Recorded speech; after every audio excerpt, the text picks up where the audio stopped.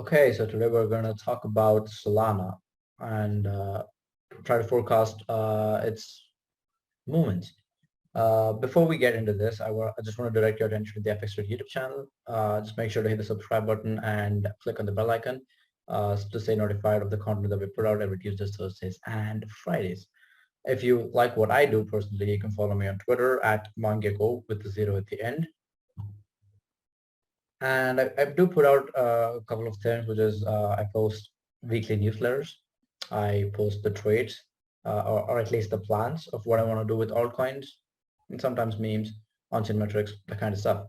Right. So back to Solana. So the December 4th drop came as a shock to a lot of people, and a lot of altcoins suffered massive dip. Solana here has seen a 31% drop since from December 3rd to December 4th.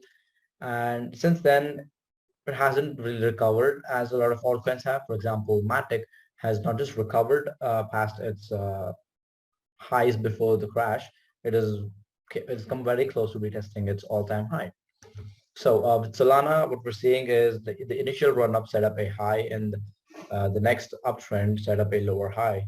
But if you look at the lows, there seems to be some sort of bottoming formation taking place here, kind of similar to what we saw here. With respect to candle bodies, again, something similar happened here. And if you look at this particular price action, it solidified the bottom and then went on a massive uptrend. Right, so something similar of that sort is happening here. But looking at the weekly levels here, this was the Monday's lows around 176. This level hasn't been swept, so there is a chance where Solana could come down here, sweep the lows here, the weekly low at 176, and then go higher, collect liquidity resting above this December 5th swing high at 210. So let me just mark that with a different color.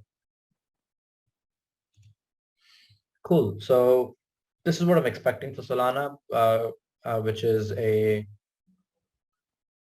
more than a 6.3% drop, where the price sweeps below the weekly low at 176 and then reverses its trend and then goes higher. So in total, assuming it at least retests the weekly low, this run up would be anywhere between 18%, 17% to roughly 19% uptrend.